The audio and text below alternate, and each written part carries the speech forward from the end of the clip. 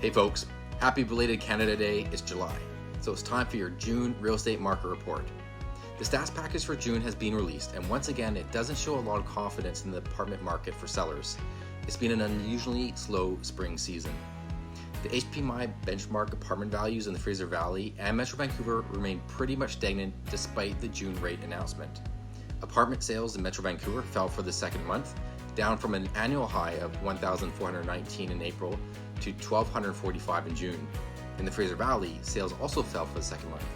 April and May had around 450 sales apiece, but June only had 396 sales.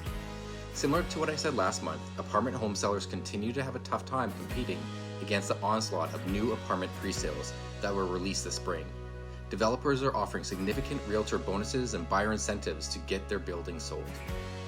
That's it for the region update. Let's take a look at our city-by-city statistics. The typical Abbotsford apartment has lost $10,000 in value since its March peak. The HPI benchmark value is now at $446,900, and values continue to decline despite the relief at the interest rates. Without being too drastic, it's a bit concerning to see falling sales at this time of year. In April, there were 79 apartment sales in Abbotsford. That fell a bit in May to 74, but collapsed to 57 in June. The sales to listing ratio has fallen for 4 months in a row, from 38% in February to under 21% in June.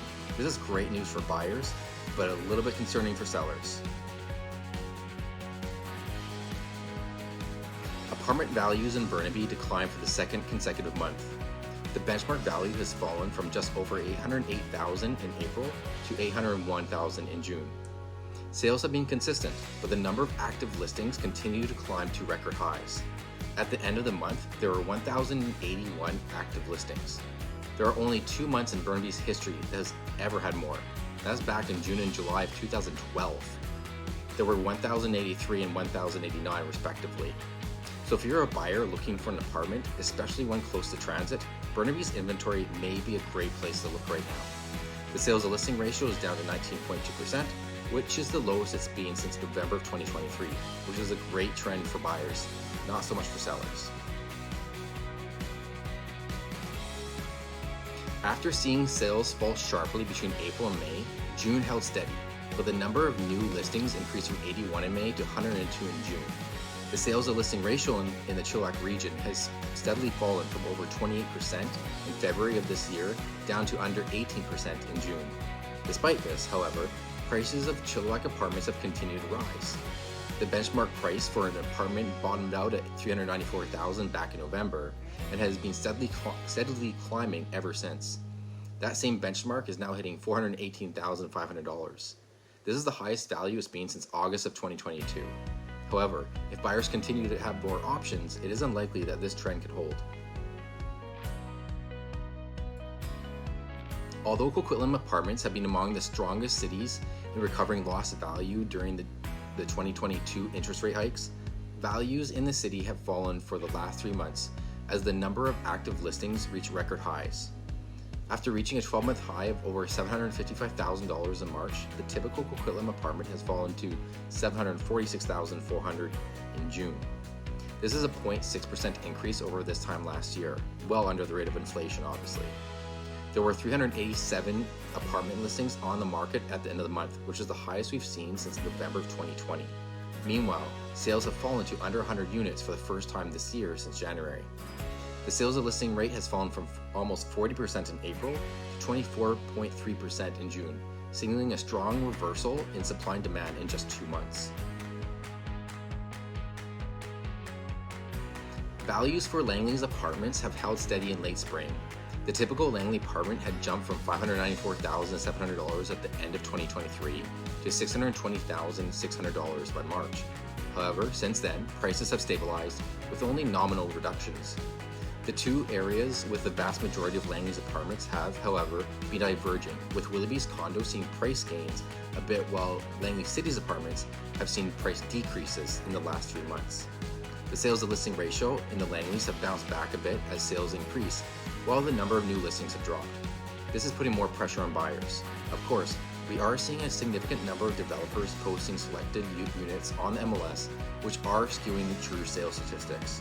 Still, strong apartment sales in Langley is better news than what we've seen in other cities for sellers. Maple Ridge apartment values took a dip in June, declining from just over $543,000 to just under $535,000. This represents a plus 1.4% increase over this time last year, but well under the peak of $565,000 back in spring of 2022. There were 31 apartment sales in Maple Ridge in June, down slightly from 34 in May and 39 in April. The number of new listings, however, have rapidly fallen even more. Back in March, there were 111 new listings.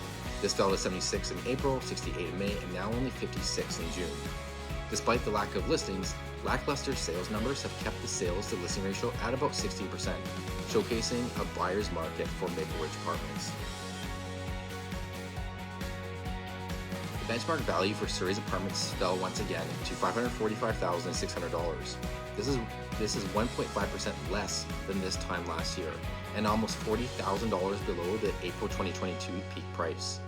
Although the number of new listings has relaxed from the rapid spike back in April, the number of active listings on the market are at their highest point in 9 years.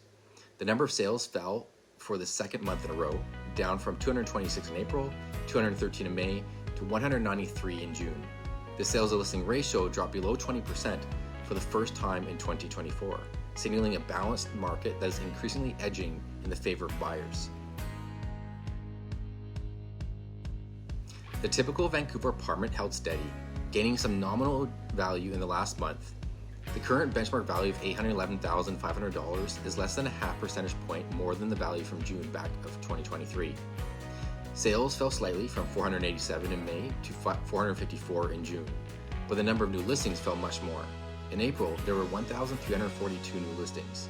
In May, there were 1,206. But last month in June, there were only 1,040 new listings. Despite the lack of new listings, the low sales figures have kept the sales to listing ratio in a downward trend, now at 18.4%. This still represents a relatively balanced market though.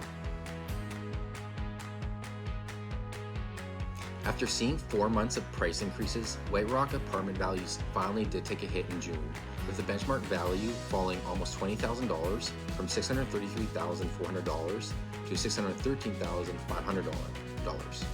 However, as I've said before in these smaller markets, we have to be wary of short-term statistics, because just a few sales can disproportionately skew the monthly results. That said, there can be no denying that sales falling from 43 in May to 29 in June doesn't have an effect on sellers, especially when the number of new listings jump from 59 to 73. This has caused the sales to listing ratio in White Rock to go from 30% in May, which was a strong seller's market, to under 20% in June, which is a much more balanced market. Every neighborhood and home is different, and so is your specific situation. If you would like a free, no pressure, no sales pitch, no obligation home evaluation update on your apartment, or you would like to discuss whether purchasing an apartment right now is right for you, give me a call at 778-240-4239 or send me a direct message. I look forward to hearing from you. I'm Brad Rickard, and this has been the Five Rivers Real Estate Group June 2024 Apartment Real Estate Report. Stay tuned for my upcoming townhome and detached home reports.